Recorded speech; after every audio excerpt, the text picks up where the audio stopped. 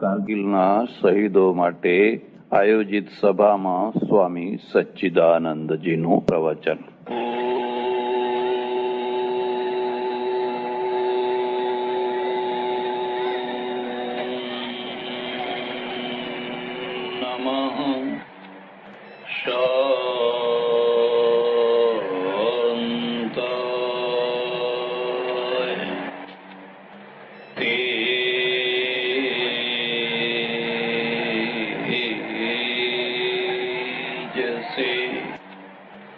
આજની સભાના પ્રમુખ સ્થાને બિરાજેલા શ્રીમાન પ્રમુખ મહોદય, જે 4 સંસ્થાઓએ મળીને કારગિલ શહીદ વનની સ્થાપના કરવાનો પ્રયત્ન કર્યો છે, એ 4 સંસ્થાઓના બધા પદાધિકારી શ્રીઓ, વંદનીય કેપી શાસ્ત્રીજી મહારાજ, અહીંયા મંચ ઉપર બિરાજેલા બધા જ વિશિષ્ટ મહાનુભાવો, સજ્જનો, બહેનો અને વિદ્યાર્થી, પ્રવચનની શરૂઆત કરું એના પહેલા જો તમે મને રજા આપો તો મારી ઈચ્છા છે, જે દીકરીએ સત્યમ શિવમ સુંદરમનું સુંદર નૃત્ય પ્રસ્તુત કર્યું, એ દીકરીને મારા તરફથી, આપના તરફથી હું આ તુલસીનો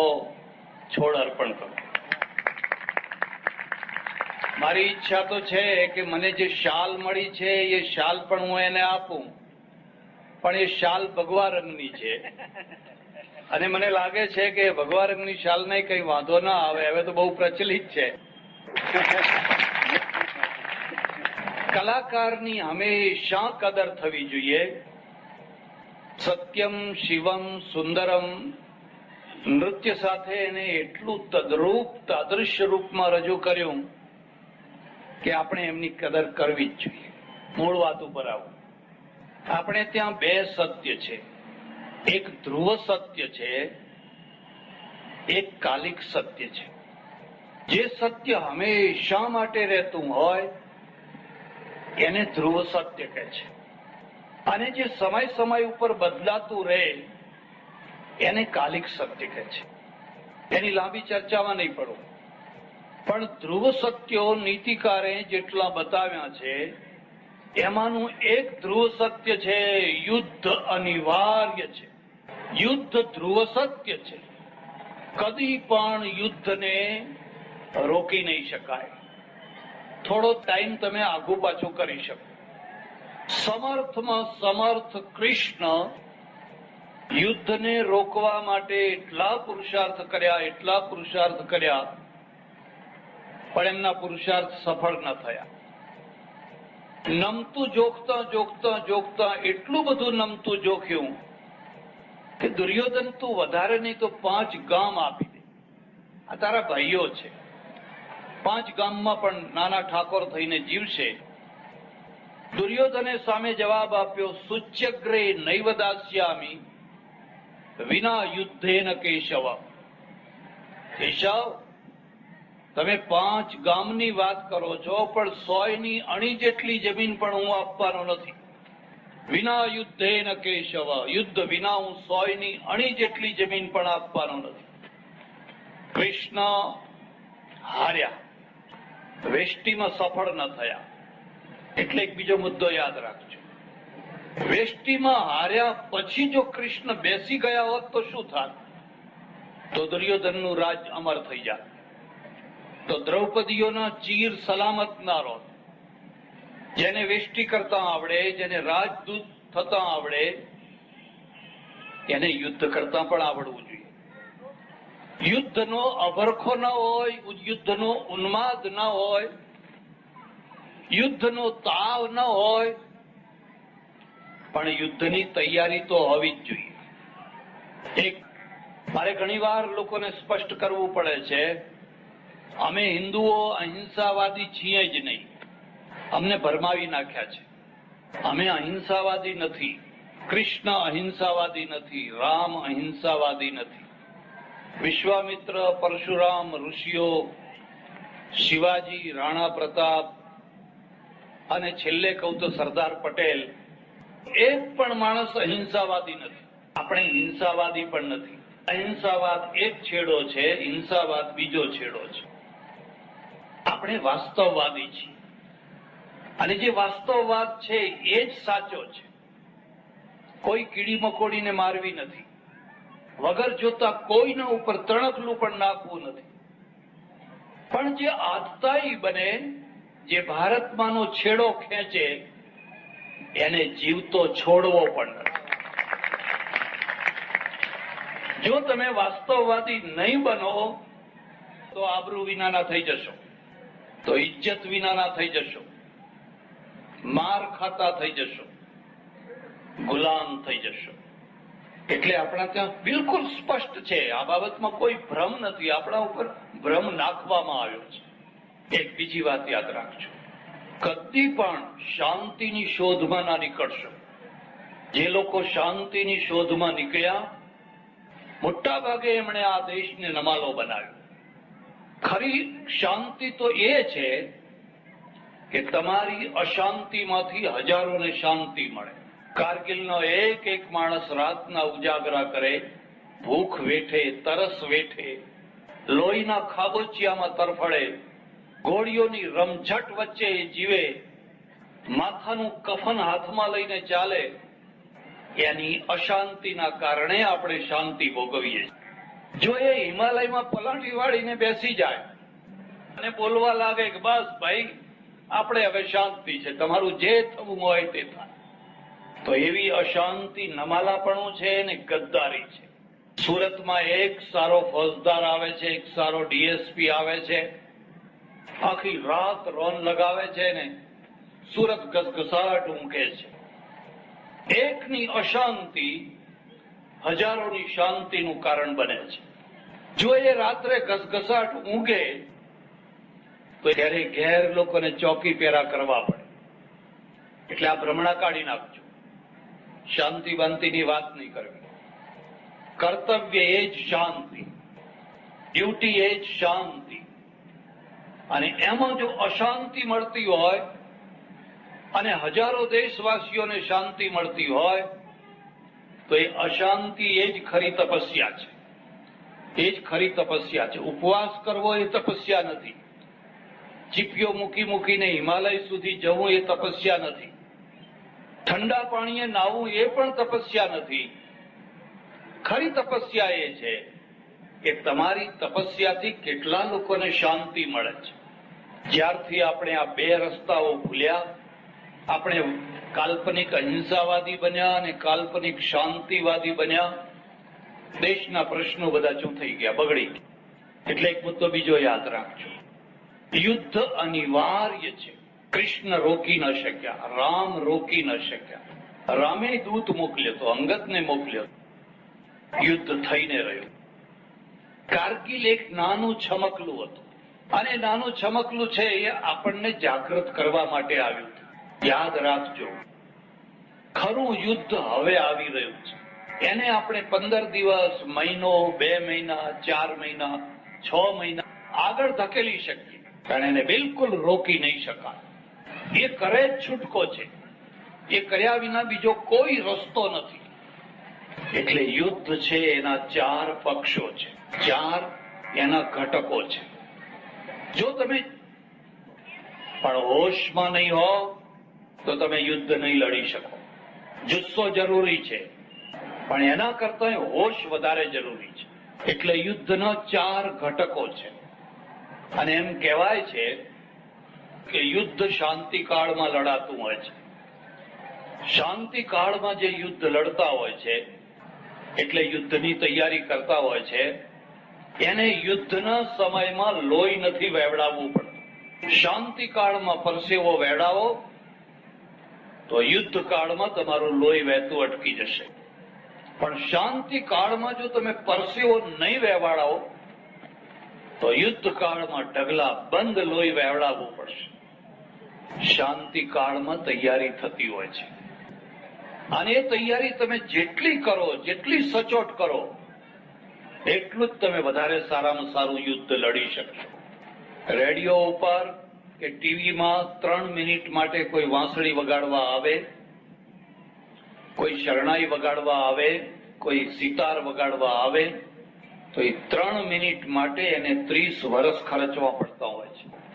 એ 30 વર્ષ સુધી રિયાઝ કરે, સારે ગામા પધનિસા, તો એ 3 મિનિટ લોકોની તાલીઓ વગાડાવી શકતો હોય છે. જેણે કશી તૈયારી ના કરી, કે તમે જિંદગીમાં કદી તલવાર ના પકડો, કદી હથિયાર ના પકડો, અને ખરા ટાઈમે તલવાર લઈને બહાર નીકળી પડશો તો ખોટી વાત છે. જેણે કદી ઘોડાની લગામ પકડી નથી, એ ખરા ટાઈમે જો ઘોડા ઉપર અસવાર થવા જશે તો નીચે પડશે. એને તો રોજ ઘોડાને લઈને બહાર ફરવા જવું પડે, કલાક 2 કલાક ઘોડાને જાત જાતની ચાલોને દોડાવવું, પછી તો એ લગામ છૂટી મૂકી દે અને જાત જાતના ખેલ કરે તો એ ઘોડા ઉપરથી એ પડશે નહીં. આ એની સાધના છે. એટલે યુદ્ધના 4 ઘટકો યાદ રાખજો. યુદ્ધનું પહેલું ઘટક છે એ રાજા છે, નેતા છે. નેતા યુદ્ધ લડવા નથી જતો, એની બુદ્ધિ યુદ્ધ લડે છે, એની મુત્સદ્દીગીરી યુદ્ધ લડે છે. તમારી પાસે સારામાં સારું લશ્કર હોય, પણ જો સારામાં સારો નેતા ના હોય, લશ્કર કામ ના કરી શકે. ચેમ્બરલેન અને ચર્ચિલમાં શું ફરક છે? જયારે ચેમ્બરલેન હતો ત્યારે એનું એ જ લશ્કર હતું, અને જયારે ચર્ચિલ આવ્યો નેતા તરીકે ત્યારે પણ એનું એ જ લશ્કર છે. પણ બેયમાં બહુ મોટું આકાશ પાતાળનું અંતર છે. એકની પાસે મુત્સદ્દીગીરી છે, સાહસ છે, પ્લાન છે, વ્યૂહ છે, અને એટલા માટે એને વી આમ આગળ બતાવી. જયારે જર્મનીના ઝેપેલિન રોજ આવીને બ્રિટનને ખતમ કરતા હતા, નિરાશા જ નિરાશા, હતાશા જ હતાશા, એવું ભયંકર વાતાવરણ હતું, ત્યારે ડૂબતા જહાજને ચર્ચિલે પકડ્યું, એનું સુકાન લીધું અને જોત જોતામાં એને વિજયી બનાવીને આપ્યું. યુદ્ધ એકલા શસ્ત્રોથી નથી લડાતું હોતું, યુદ્ધ મુત્સદ્દીગીરીથી લડાતું હોય છે. એટલે એક પાસું તો નેતા છે.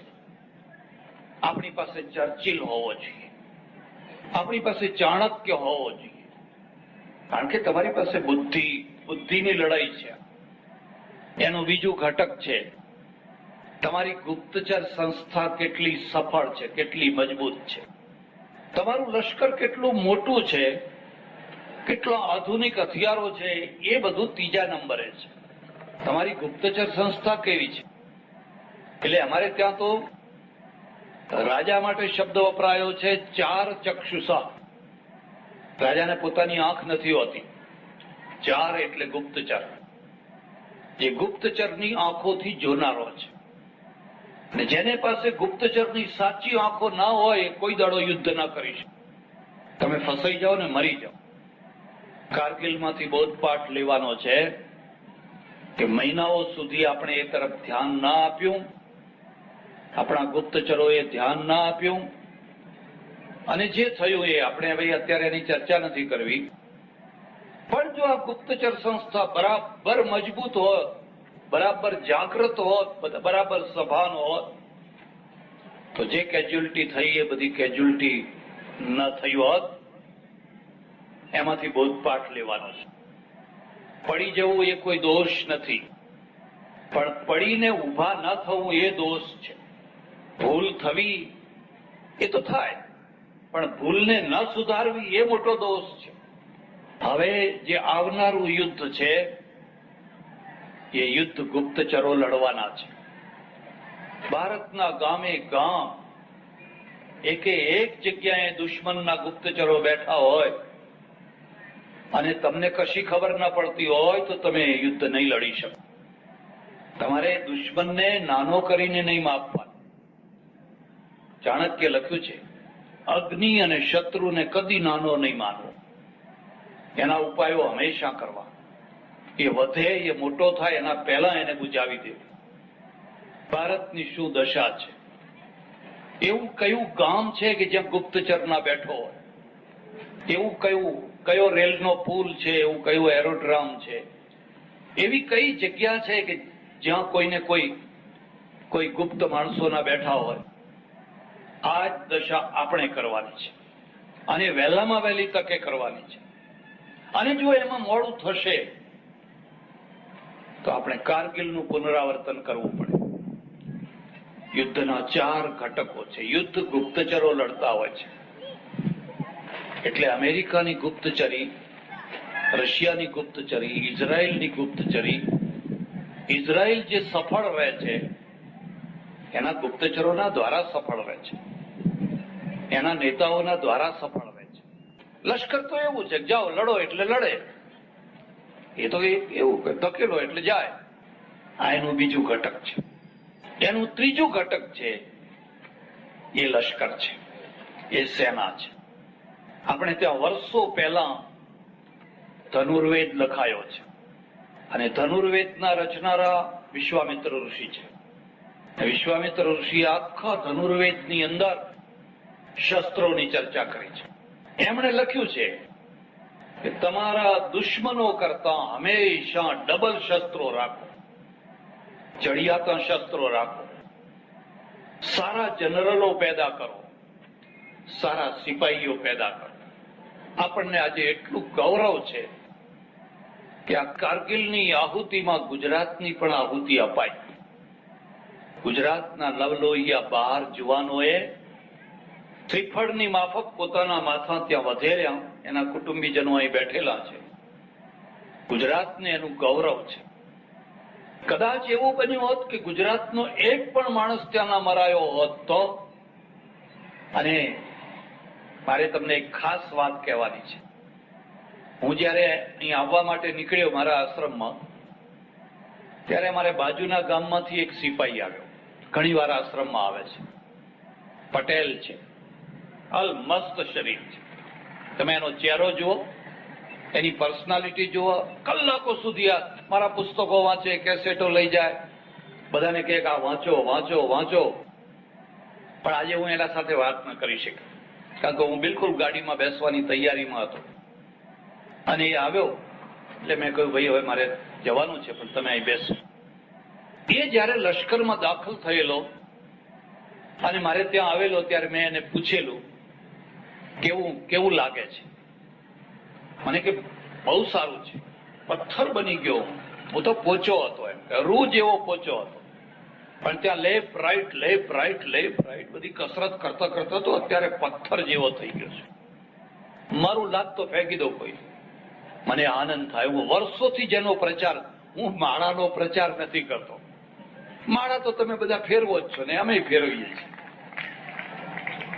હું તો ઈચ્છું છું તલવારનો પ્રચાર થાય. તલવારનો પ્રચાર. એટલે મેં કહ્યું, તને કોઈ તકલીફ તો નથી ને? મને કે તકલીફ એક જ છે. મેં કહ્યું, શું તકલીફ છે? મને કે કોઈ કન્યા નથી આપતું. હે? મેં કહ્યું, કન્યા કેમ નથી આપતું? લોકો કહે તો લશ્કરમાં ગયો, એમ આપણી દીકરી વિધવા થાય, એ તો વહેલો મરી જાય. એમ આપણી દીકરી વિધવા થાય. પટેલનો દીકરો છે તો મરાઠાની દીકરી વિધવા થાય એનો વાંધો નહીં. શીખની, ડોંગરાની, ગુરખાની, જાટની, રાજપૂતની, એની દીકરીઓ વિધવા થાય એનો કોઈ પ્રશ્ન. પટેલની દીકરી કાયમ અખંડ સૌભાગ્યવતી રહે. એમને જેની દીકરીઓ વિધવા થશે એ જ રાજ કરશે. જેની દીકરીઓ વિધવા થવાના ડરથી પોતાના પતિને ઘરમાં પાછા ખેંચી લેશે, એ તો ગુલામ થઈને ટેક્સ ભરશે, ટેક્સેબલ પ્રજા થશે.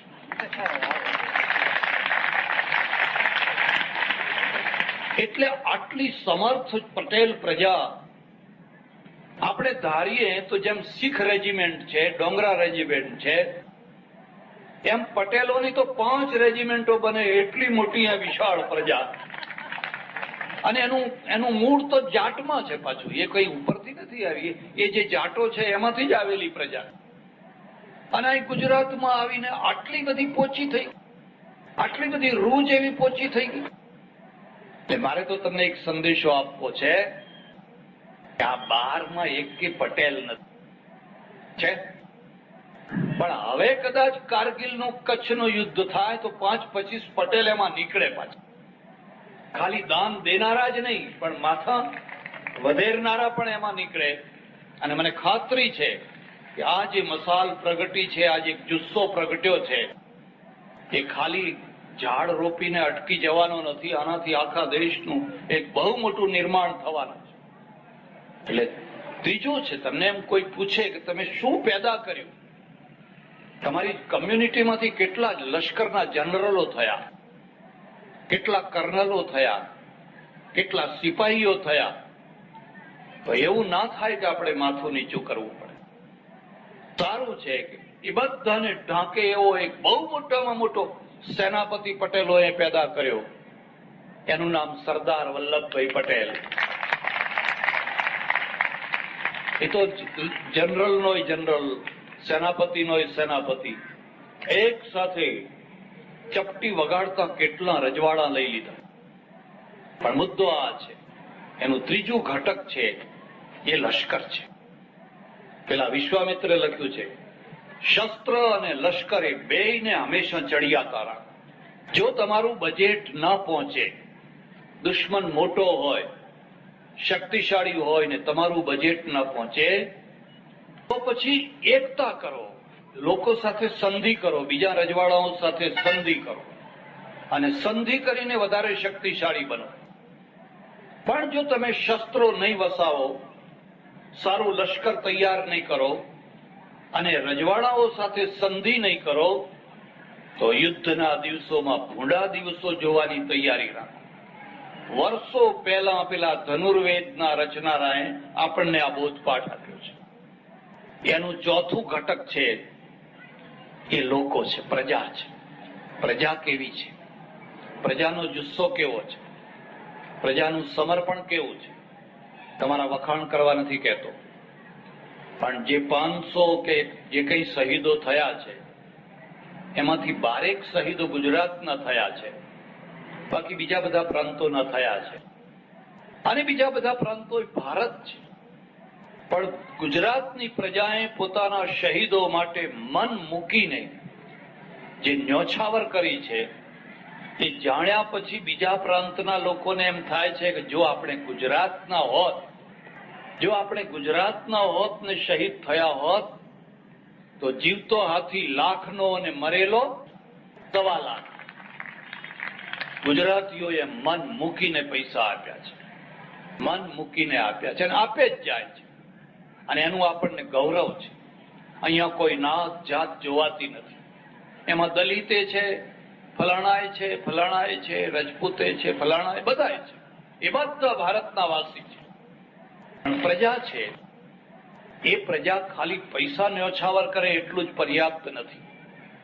પ્રજાની અંદર પણ એક ખાસ વિશેષતા હોવી જોઈએ. ચર્ચિલ કેમ જીત્યો? એટલા માટે ચર્ચિલ જીત્યો કે રાત્રે જયારે ઝેપેલિન આવે હિટલરના, ત્યારે આખી રાત લંડનની, બર્મિંગહામની બધી પ્રજા છે એ ટ્યુબમાં ચાલી જાય, અંડરગ્રાઉન્ડ ટ્રેનમાં જઈને સુઈ જાય. ઉપર ઝેપેલિન બોમ્બમારો કરે. સ્ત્રીઓ કારખાનામાં જાય, પુરુષો લડવા જાય. કોઈ પ્રજા ભાગે નહીં, કોઈ એક પ્રજા પણ ભાગે નહીં. ફ્રાન્સ કેમ હારી ગયું? કારણ કે ફ્રાન્સની ભાગોળે જયારે લશ્કર આવ્યું અને આ બાજુથી ફ્રાન્સનું લશ્કર એના સામે લડવા તૈયાર થઈને ચાલ્યું, તો પેરિસની આખી પ્રજા ભાગવા માટે રોડ ઉપર આવી ગઈ. ભાગમ ભાગ, ભાગમ ભાગ, ભાગમ ભાગ, જીવ બચાવો, જીવ બચાવો, જીવ બચાવો. ફ્રાન્સનું લશ્કર પેલા લશ્કર સુધી પહોંચી જ ન શક્યું. આ વચ્ચે પ્રજા આવી ગઈ, ભાગ દોડ મચાવે છે, પોતાના એકબીજાના પગ નીચે કચરાઈને મરે છે. ચર્ચિલને જો આવી પ્રજા મળી હોત, ઇઝરાયલને આવી પ્રજા મળી હોત, યુગોસ્લાવિયાને આવી પ્રજા મળી હોત કે વિયેતનામને આવી પ્રજા મળી હોત, તો કદી સફળ ન રહ્યા હોત. પ્રજા તરીકે આપણે કેવા હોવા જોઈએ? તમને ખબર હોય કે ન હોય, હમણાં થોડા ટાઈમ પહેલા અમદાવાદમાં સ્ટેબિંગ થયા. તમે જાણતા હશો. એકાદ છોકરાને સ્ટેબિંગ થાય, કોઈ રિક્ષામાં આવે કે સ્કૂટર ઉપર આવીને આમ કરીને ચાલતો થઈ જાય અને આખું બજાર ધડાધડ દુકાનો બંધ કરી ભાગી જાય. 2-3 વર્ષ પહેલા મારે ટાંઝાનિયા જવાનું થયેલું. અને ત્યાં ગોરોંગોરો ક્રેટર જોવા ગયો. જાનવરો બધા જંગલી જાનવરો, 30 લાખ હરણ છે. 30 લાખ હરણ, હરણ જ હરણ, હરણ જ 30 લાખ. માત્ર 700 સિંહો છે. હવે તમે વિચાર કરો કે 30 લાખનું રાજ્ય ચાલે કે આ 700 નું ચાલે. 10,000 હરણો ચરી રહ્યા છે. એક દીપડો, એક સિંહ જરા કામ કુકવાટો કરે, તબડાક તબડાક તબડાક તબડાક બધા ભાગમ ભાગ કરે. દુર્ભાગ્યવશ અમે તમને હરણા બનાવ્યા છે, વર્ષોથી હરણા બનાવ્યા છે. તમે હતા તો સિંહ, પણ એ સિંહમાંથી તમને હરણા બનાવી દીધા છે. અને એટલે પેલા દુશ્મનોને ફાવતું જડે છે. એક કે બે કૂતરા, જંગલી કૂતરાઓ આવે તો તબડાક તબડાક તબડાક આખું બજાર ખાલી. હવે મારે તમને સિંહ બનાવવા છે. હવે બહુ થયું, હરણા બહુ થયા. ગુરુ ગોવિંદસિંહે આ કામ કર્યું. ગુરુ ગોવિંદસિંહે પંજાબના જે વ્યાપારીઓ હતા, વાણિયા હતા, એ બધાને સિંહ બનાવ્યા. આ શીખો કોણ છે? એમની અટકો જુઓ. ભાટિયા છે, મોદી છે, મહેતા છે. અરે એ તો બધા વાણિયા હતા. અને વાણિયા બધા માળા ફેરવતા હતા. એમના એક ગુરુને જહાંગીરે જીવતા બાળ્યા, રેતીમાં તપાવીને, ધગધગતી રેતીમાં. અર્જુનદેવ એમને જીવતા બાળ્યા. અને એ જે બલિદાન થયું એમાંથી આખી કોમ્યુનિટી નું પરિવર્તન થયું. એમના પછી હરગોવિંદ ગુરુ આવ્યા અને હરગોવિંદે કહ્યું કે શીખો, મારી પાસે કદી પણ ખાલી હાથે ના આવો. એકાદ ઘોડો લઈને આવો, એકાદ શસ્ત્ર લઈને આવો. મને ભેટ કરવું હોય તો તમે કાં તો ઘોડો આપો, કાં તો તમે શસ્ત્ર આપો. એમાંથી આખી કોમ્યુનિટી બદલાઈ ગઈ. ખોરાક બદલાવી નાખ્યો, આખી કોમ્યુનિટી બદલાઈ ગઈ. અને મોગલ સલ્તનતને હચમચાવી નાખે એવા વાઘ પેદા થયા, સિંહ પેદા થયા. કોઈ અસંભવ નથી. તમે પણ એવા થઈ શકો છો. તમને એક જ વાત પૂછું કે આખો દેશ જો શીખ થઈ ગયો હોત તો કેવો હોત? જરા મનમાં વિચાર કરો. કાશ્મીરથી માંડીને કન્યાકુમારી સુધી જો આખો દેશ શીખ થઈ ગયો હોત તો આ દેશ કેવો હોત? 2 શીખ બેઠા હોય છે બસમાં કે ટ્રેનમાં. કોઈની તાકાત નહીં કે એની પત્નીની કોઈ છેડતી કરે, કોઈની હિંમત નહીં. કેમ? કારણ કે એનું કાયાકલ્પ થઈ ગયો છે. ધર્મે એને કાયાકલ્પ કરી નાખ્યો છે. ધર્મે એનું આખું રૂપ બદલી નાખ્યું. પહેલા એ વાણિયો હતો, પોચો હતો, ઢીલો હતો, દબાઈને બેસતો હતો. હવે સિંહ થયો. તમે પણ એવા થઈ શકો છો અને થવું જ જોઈએ. એટલે કાલે જ માનો કે યુદ્ધ થાય, સુરતની પ્રજા ભાગમ ભાગ કરશે. જે રિક્ષા મળી, જે છકડો મળ્યો, જે લઈ જા લઈ જા, અહીંથી લઈ જા મને. તો પેલા 30 લાખ હરણામાં ને તમારામાં કોઈ ફરક નથી. મારે ફરક કરવો છે ને ફરક એ કરવો છે કે પેલી પ્રજા જેમ મક્કમ થઈને ડટી, કોઈ ભાગી નહીં, પણ ડ્યુટી બરાબર બજાવી. એવી રીતે મેં સુરતમાં રહેતા હોવ, મુંબઈમાં રહેતા હોવ, કોઈ પણ જગ્યાએ રહેતા હોવ, ભાગવાથી જીવન નથી મળતું. ભાગનારને કૂતરાના મોતે મરવું પડતું હોય છે. અને સામા થનાર કદાચ મરે તો મરે, પણ સિંહના મોતે મરતો હોય છે. એટલે આપણે પ્રજા તરીકે જ્યાં એક તરફ હજારો રૂપિયા આપણે ન્યોછાવર કરીએ, ત્યાં બીજી તરફ આપણા અંદર આ શૌર્ય ગુણ હોવા જોઈએ. હું તમારી પાસે અપેક્ષા રાખું છું, તમે સારા વેપારી બનો.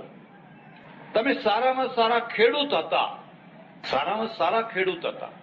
આજે પણ સારામાં સારા ખેડૂત છો. હવે તમે સારામાં સારા વેપારી બન્યા છો. હવે તમે સારામાં સારા સૈનિક બનો. અંગ્રેજો વેપારીએ હતા અને સૈનિકોએ હતા. કોઈ ઘર એવું ન હોવું જોઈએ કે જેમાં કાયદેસરનું કોઈ નાનું મોટું હથિયાર ન હોય. અરે ખરા ટાઈમે કૂતરું આવે તો એ ઘરમાં શું લઈને નીકળવું છું? એટલે પછી બારણા બંધ કરીને બેસી જાઓ. કાયદેસરનું, વગર કાયદેનું નહીં. એક પણ ઘર એવું ના હોવું જોઈએ. ગુરુ ગોવિંદસિંહે કહ્યું તમે કટાર રાખો. કટારથી કોઈને મારવા નથી, પણ કટાર તમારા વ્યક્તિત્વનું પ્રતીક છે કે તમે હવે નમાલા નથી. હવે તમને કોઈ કૂતરાના મોતે મારે એ વાત ખોટી છે. મરશે માણસ, પણ બેને મારીને મરશે.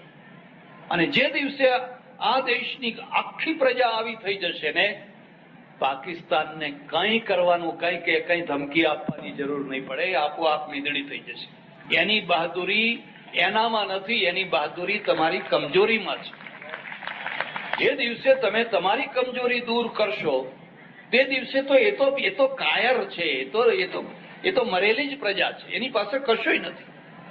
એનું જો મોટામાં મોટું જોર હોય તો એ જોર છે તમારી કમજોરી. આ તો બધા સસલા છે, હરણા છે, લોહીનું ટીપું જોઈ નથી શકતા. એક લોહીનું ટીપું જોયે ચક્કર ખાઈ નીચે પડે છે. હવે આને કરશો શું તમે? મારે એકવાર અમારે બાજુના ગામમાં જવાનું થયું, અલારસા કરીને એક ગામ, બ્રાહ્મણોના મોહલ્લામાં ઉતરું. અમારે એક કૃપાશંકર કરીને બ્રાહ્મણ હતા, એ મને કહે અમારે એક બહુ મોટું દુઃખ થયું છે. મેં કહ્યું શું દુઃખ થયું છે? કે અમારી આ બ્રહ્મપોળ છે ને એની બારીઓ પાછળ પડે, અને પાછળ છે તે માંસાહારી પ્રજા છે, એનો મોહલ્લો છે. તો હોય, મેં કહ્યું. તો એ કહે છે તમારી બારીઓ બંધ કરી દો. અમારી સ્ત્રીઓ ગાડા માથે બેઠી હોય, આમ હોય તેમ હોય. હવે આ 100 વર્ષની બારીઓ જૂની છે, એ બંધ કેમ કરીએ? પેલા કહે બંધ કરી દો. અમારી સ્ત્રીઓ આંગણામાં બેસી નથી શકતી. પછી કે હમણાં તમને ધમકી આપી, જો બારીઓ બંધ નહીં કરો તો અમે બકરું કાપશું, આ ચોકમાં બકરું કાપશું. તો પછી મેં કહ્યું તમે શું કહ્યું? કે શું કહીએ અમે? મેં કહ્યું તમે એમ કહેજો કે જ્યારે તમારે બકરું કાપવું હોય ત્યારે અમને કહેજો, તો અમે બારીએ બેઠા બેઠા જોશું. એમ જો તમે ભાગ્યા તો તમે મર્યા સમજો, કાપવા દો. જુઓ એમાં ગભરાવ છો શું કામ? તો તમે નમાલા થઈ જશો. પેલો ડોક્ટર કેટલા ઓપરેશન કરે છે, આ એક ઓપરેશન થઈ ગયું. અને કે એમ જોવાય આપણાથી? મેં કહ્યું કેમ ના જોવાય? આપણા ઋષિ મુનિઓનો ઇતિહાસ તમે જુઓ ને. મારે તમને બધો કહેવો નથી, પણ તમને નક્કામાં બનાવી. આ ના ખવાય, આ ના ખવાય, આ ના ખવાય. હવે મરો ને, લાજ ખાઓ ને, વ્યાજ ખાઈને મરો. હવે અરે તમે હિંમત વાળા બનો, બહાદુર બનો. કોઈ તમને શું ડરાવવાનું હતું? 2 વર્ષ પછી મળ્યા, મને કે બાપુ કહેવું પડે હો, અમે તમારી માફક કહી દીધું કે કાપો ને, અમે બેઠા બેઠા જોઈશું. મેં કહું આ તો તમે જોશું કહેવાનું. કોઈ અમારે જો બિહાર કે યુપીના કે બંગાળના હોય ને તો એ તો એમ કે પ્રસાદ મોકલાવજો ને, અમે ઉપયોગ કરશું એનો. આ તો તમે બધા ગુજરાતી એટલે હવે ઠીક. હવે પેલા તો ઉપરથી કે તમે કોઈ દાડો બંગાળ બિહારમાં ગયા છો? નેપાળમાં ગયા છો? હિમાચલ પ્રદેશમાં ગયા છો? અરે કે બિલકુલ હવે બંધ થઈ ગયું, અટકી ગયું, હવે કોઈ ધમકી નથી આપ. એટલે આ ચોથું ઘટક પ્રજા છે. તમે દાનેશ્વરી છો, તમારી પાસે ઉદારતા છે, તમે કદર કરનારા છો. પણ સાથે સાથે મારે એ પણ બતાવવાનું છે કે સિપાહીઓ પણ આપણામાંથી પેદા થાય. આપણે સારામાં સારા સિપાહીઓ પેદા કરીએ. કોઈ લશ્કરનો કેપ્ટન થાય, કોઈ એર કમાન્ડર થાય, કોઈ નેવીમાં જાય, કોઈ સબમેરીન ચલાવે. ગુજરાતનો દરિયો બાલાછડી ગુજરાતમાં અને બધા આવે બહારના, અને બહારના બધા મોટા મોટા ઓફિસરો થાય. અને ગુજરાતનો કે હીરા, બસ. અરે ભાઈ હીરા બરાબર છે, હીરાની કોઈ ના નથી, પણ એકલા હીરા જ નથી ઘસવાની, તલવારે ઘસવાની છે. તમને હીરા ઘસતા તો સારામાં સારા આવડે, અને તલવાર ઘસતા ના આવડે તો તમે અધૂરા છો, તમે કાચા છો. એટલે આ 4 વસ્તુઓ જયારે બરાબર હોય, તમારી પાસે ચાણક્ય જેવું, ચર્ચિલ જેવું સારામાં સારું નેતૃત્વ હોય, તમારી ગુપ્તચર સંસ્થા રજને જાણનારી હોય, તમારી પાસે સારામાં સારું લશ્કર હોય, અને તમારી પાસે સારામાં સારી પ્રજા હોય, તો એક પાકિસ્તાન નહીં 100 પાકિસ્તાન પણ તમારા ઉપર કોઈ દિવસ આંખ ઉપાડી નહીં શકે. એટલે આજે જે આપણે આ વન ઉભા કરી રહ્યા છીએ એક પ્રેરણા માટે છે. આપણા શહીદો એ ત્યાં શહીદ થયા, અને એમના નામનું એક વૃક્ષ અહીં સુરતમાં કલકલ કરતું પ્રેરણા આપે.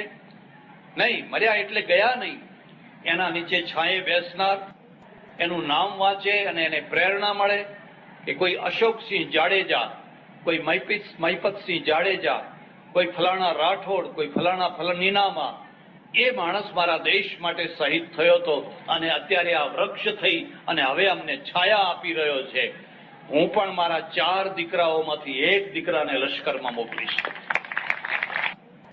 અમે બધા સાધુઓ છે ને તમને ઊંધા રવાડે ચડાવી દીધા. તમારો એક દીકરો અમને આપો, સાધુ બનાવો. અરે ટોકરા ખખડાવ્યા. હવે ઘણા ટોકરા ખખડા ઠીક છે, હવે બહુ થઈ ગયા. હવે આ ખખડાવવાની જરૂર છે. એટલે હું તમને પ્રેરણા આપું છું કે તમારા 2, 3, 4 દીકરાઓ હોય એમાંથી એકાદ દીકરાને એરફોર્સમાં મોકલો, ફલાણામાં. અરે ત્યાં તો ઘણી ફેકલ્ટીઓ છે, ઘણા વિભાગો છે.